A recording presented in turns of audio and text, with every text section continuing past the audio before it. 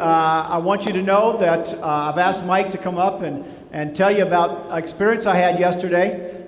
Your pastor is now an official redneck pastor from Kansas. Woo! Teen Challenge had a clay shoot yesterday out at Michael Murphy's, and I asked Pastor if he would like to come along and be a part of that. And he showed us a video as we were driving out yesterday, the one time that he has fired a gun. It was a little .22 pistol, and he clicked off about 4 or 5 shots while he looked down the road the opposite direction. And I knew we were a bit in trouble. So I coached him a little bit beforehand and prepped him and tried to get him ready. Because we've taken GQ from Central California and the epitome of class and culture to this. I mean, this is who we are, people, and we make no apology for it. So when I picked him up yesterday, he wanted to be a part of the guys. So I gave him some things, and I said, you know, this is what you want to do. This is kind of what it want to look like. So the first thing he did when I picked him up yesterday, he had a toothpick in his mouth to try to get him started to fitting in.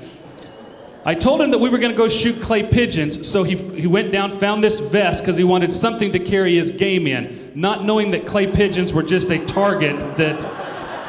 A little misconfusion, but that's what it was.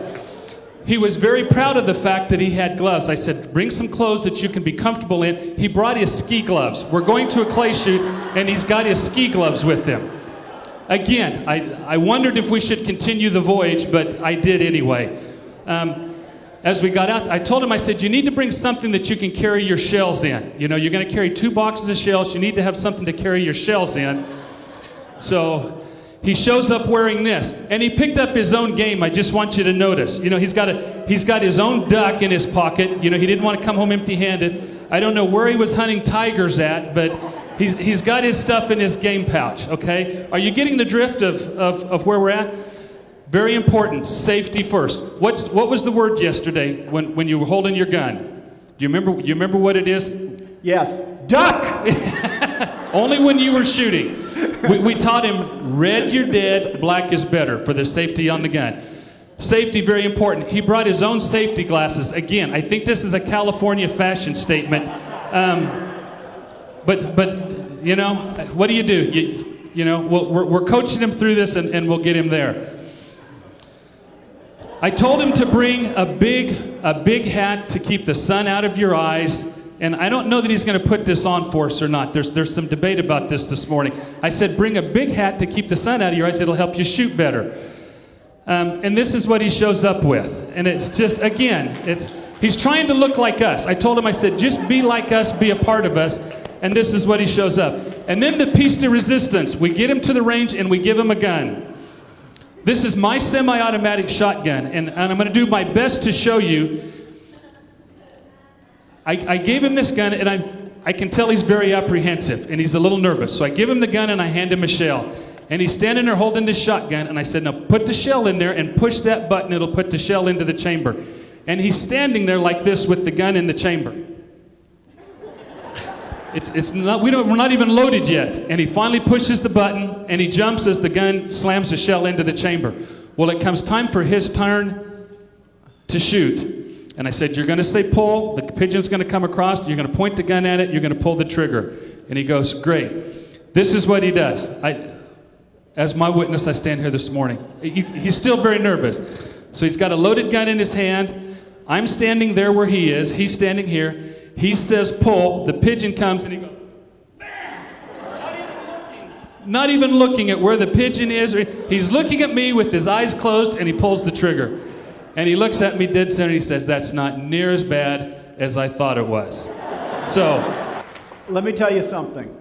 Next time they invite me, instead of going to a clay shoot, I think I'm just going to ask Pastor Dan to hit me for an hour in the shoulder about 25 times. I was amazed at how accurate I was. I mean, I was like ripping through those clays. And about the 9th station, I really figured out what was taking place, because there was this echo that had been going all day. Now, you let me tell the story, okay? I look over there, it's Mike Eisenhower hanging behind a tree, knocking my clays out. And I've never figured out which way do you hold that gun. I mean, I've never seen so many different ways. Is it the Civil War way to carry it, like you're marching? Do you hold it like you're carrying a baby? Do you do the I'm from Kansas over the shoulder thing? I mean, I still haven't figured that out. But the only thing I ask from my church is simply this. Don't let me hunt like those from Oklahoma. Because these two guys were dragging their game back to their truck, and it was impressive with all of the antlers. And this guy from Kansas comes up alongside of him, and he's just smiling away as these two guys from Oklahoma are just talking about all their stories.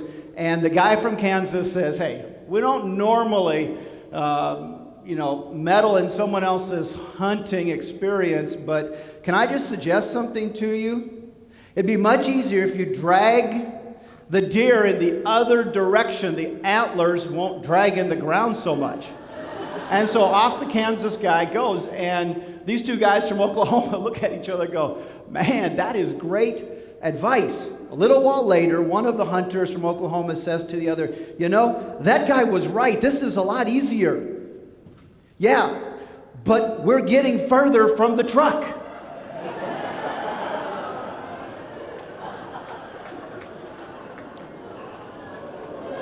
Now, I know that some of you are like into NASCAR. I'm just telling you, I'm not going down that road. Okay? Hunting is about all that I can handle.